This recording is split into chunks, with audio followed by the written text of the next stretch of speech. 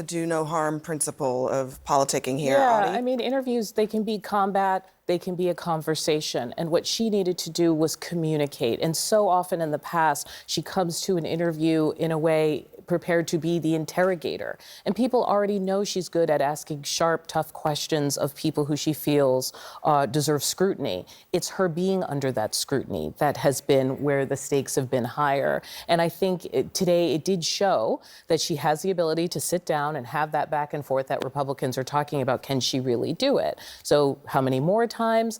I don't know how much that matters. And I do get a little nervous that in the media we're preoccupied with like, how much access, how many conversations is she going to have in the settings we deem most valuable to voters, when this is a campaign that is actually making a mark in an interesting way, reaching out to people directly. But I said you. Saw Cap. First of all, we all know that the way that they press J.D. Vance and Trump is crazy. I mean, they talk to them like they people on the streets, as far as CNN and a lot of these op reporters that ultimately find themselves having unprecedented access to these presidential candidates in the first place. And then they didn't give the same level of pressing on some of these questions to Kamala Harris.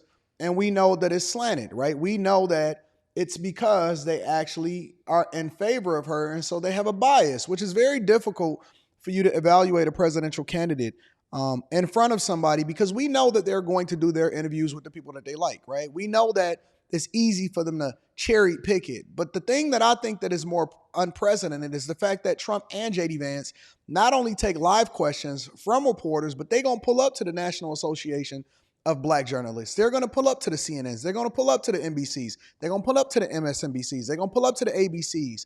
And Trump even took the debate with Biden under all of the rules, and he accepted it, and now they're trying to change it. But now they're trying to give this reporter credit for not pressing Kamala Harris on some of the things that she never even really answered the question of.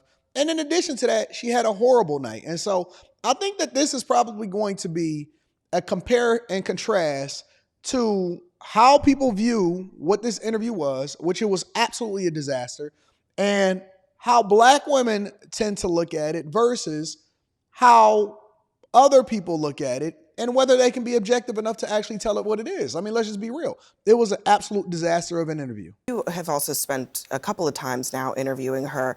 What did you make of how she handled it? I mean, to David's point, a little bit more comfortable now than she has been in the past. Yeah, I think there's been a consistent story of growth. She's been in more of these settings. I think we saw that somewhat tonight. I also think to the question about how policy positions have changed, they were clearly ready with an answer about how the values have been consistent. For me, and one of the lines that stuck out was, this is a new, I think people are ready for a new way forward. She said that a couple times. It goes to David's point. I don't think there's a policy separation that they've created with Biden. Obviously, she gave a kind of personal defense of him, but they're also very clearly trying to position her as a change candidate in the same way that Donald Trump is positioning himself as a change candidate. Donald Trump is not positioning himself as a change candidate. Donald Trump is positioning himself to say that, listen, you already have a huge sample size of what it's like to actually be under a Donald Trump presidency versus being under a Harris-Biden presidency. And why would she be any different than what you experienced over the last 3.5 years? So all of this rhetoric, a change candidate, all of these little terms, a new way forward and stuff, what is the name of her policy?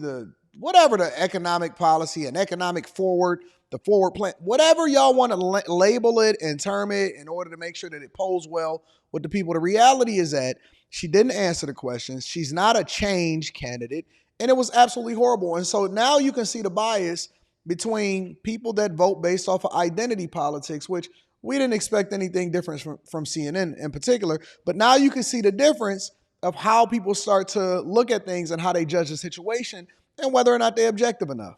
In some ways, it feels as if that's going to be the crux of what this comes down to in November, is whether that is bought by the electorate or not. And interestingly, there is some polling to suggest that it's a battle right now. It's actually a live ball. It seems that that's where this might live and die, but I think it's really interesting because for someone who doesn't want to talk about race and gender, who doesn't want to kind of put that identity forward, it is allowing her to make the case of change without kind of saying those words. And so I thought that was really in the air of this speech. But to the point about normal versus weird, the future versus past dichotomy that they're trying to create, I think they landed that tonight. I think they want to present them as a package that is relatable to people and that is someone Media you is feel so familiar, bought and whose paid story is for. familiar, whose message is familiar and relatable. And I think that's something that she's grown in, and we saw that this evening. Interesting. I wonder how much money that these ad campaigns are spending on these networks in order to make sure that they're biased towards whatever it is that they're pushing as an agenda.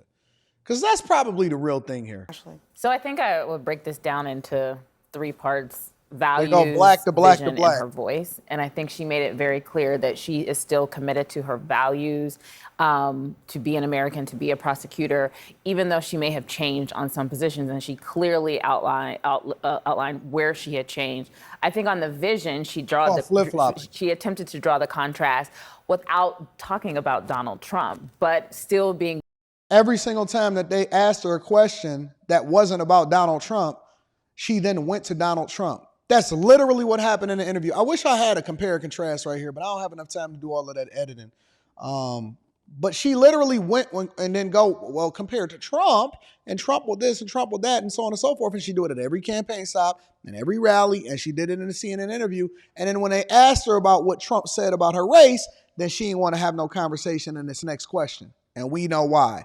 It's all cap. It's 100% cap. very clear and not berating her current boss, actually. And when you think about the opposite ticket of J.D. Vance, where Donald Trump's vice president isn't even on the ticket anymore, we don't need to go down why that is the case, but she was clearly able to draw her vision for how she wants to take the country forward with her opportunity economy and then her voice. Economy, I think so many Americans want to know, who is she and does she have command of her voice?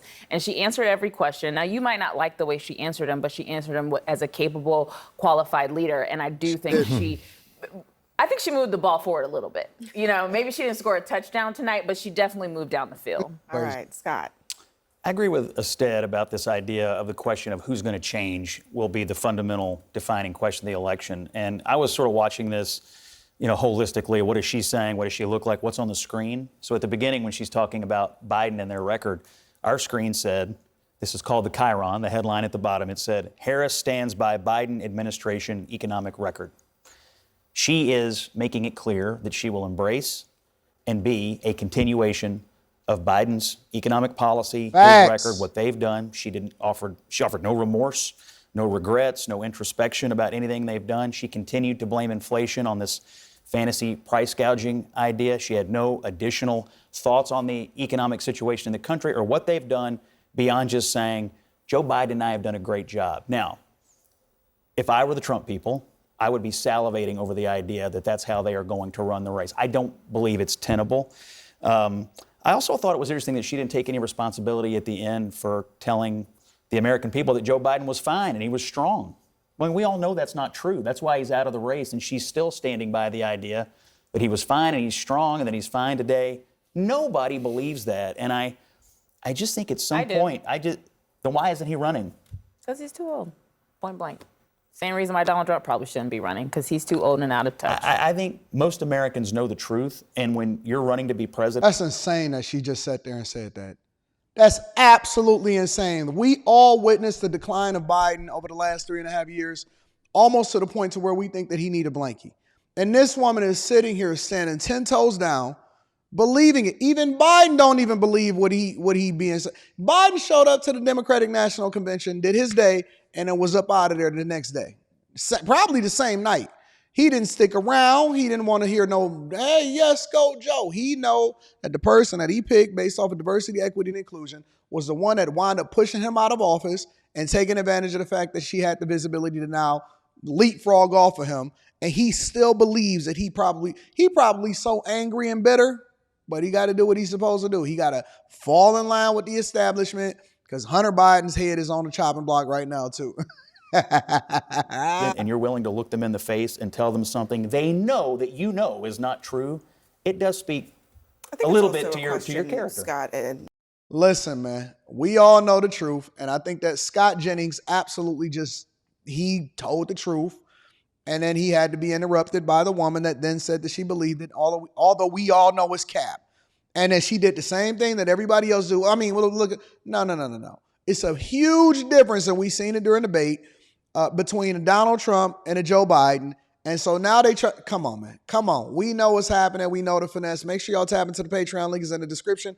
Also, Teach Hanley, 40% off your first order, plus 20% off for life. I love you. I appreciate you. I'm curious as to what y'all think inside of the comments. I'm going to holler at y'all later. Peace.